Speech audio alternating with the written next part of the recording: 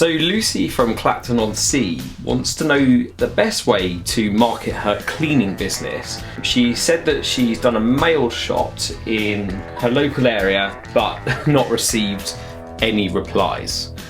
Well, okay, when I first started my business, I actually sent out 5,000 leaflets. I hand delivered them myself. What type of cleaning does Lucy do? Let's have a look. Standard domestic household cleaning. I'm not sure whether Lucy has a website. I would strongly recommend that she put together at least a WordPress website showing her services. Lucy can then list her website on Google Maps listings, and if someone types in local cleaners, which obviously is going to be a local service, not many people are going to be traveling many miles to clean someone's house, Lucy's website will then come up, and if that looks pretty slick, then obviously you can look through the pricing, and I would make ideally it transactional. That means that customers could freely purchase from her. So perhaps if she does an initial cleaning session of a certain amount for a couple of hours, then you're removing the barriers to entry for the service that she's offering. So a website is essential. I'm not sure if she already has one of those, but I can ask her. The Google Maps listings, very important. She knows her target audience is the local area. She should work out any clients that she has at the moment and find out the best ones. If she has clients with a small property, are they better or worse than clients with a large property? Is she able to quickly turn that around? Once she works out the best demographic of a customer, I would target those households. And although it doesn't necessarily apply to everyone, because I know door-to-door selling isn't accepted in every country, if it's the United Kingdom or America, she should try at least knocking on 100 doors, being extremely professional, wearing some professional attire with her own business's name on it, and see her response from that. Obviously, she should look at her leaflets and ensure that they've got a price on them, a very simple call to action, such as a telephone number.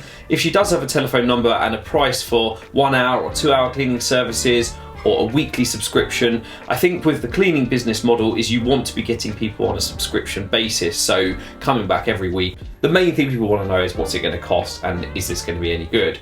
I think Lucy would be advised to build up any reviews of her business that she can. It's worth politely asking any of your existing customers to leave a review. That could really help your rankings of your existing website as well. So first things first, ensure you have a website, ensure your website is listed on the Google Maps search for cleaning. It's surprising how many leads you can get from that. I would recommend the door-to-door selling. It's direct, and I'm not sure whether she's tried this or not. Ask your friends and family. It's quite important to start with your existing contact base initially.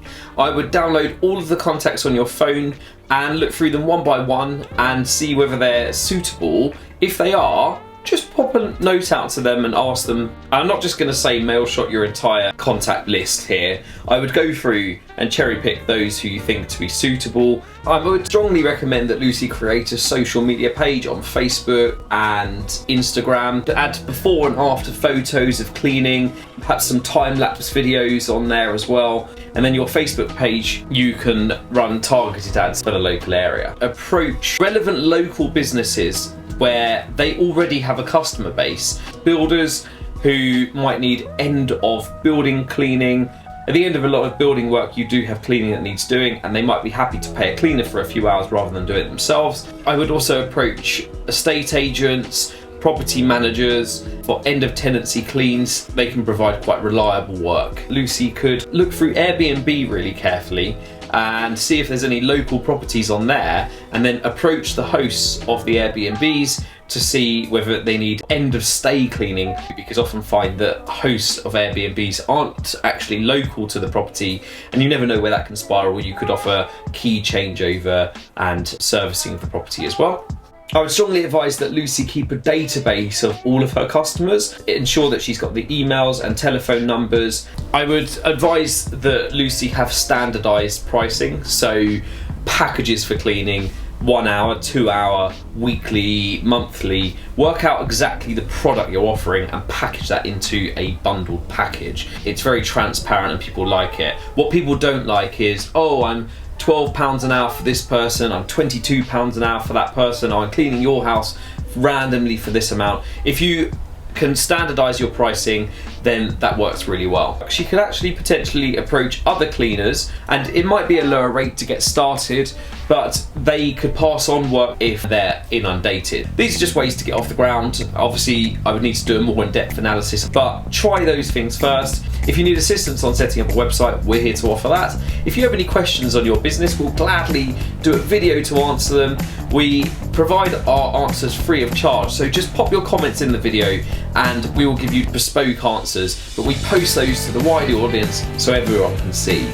A little bit about my background: I've sold millions of pounds worth of electronics online. I started my business when I was a teenager, I've been selling for years and years and years, and now is the time to start giving out some advice. I invest my money into property in the UK, which is a controversial topic. But if you are interested in bespoke advice for your business, pop your questions in the comments and we will answer them with a video.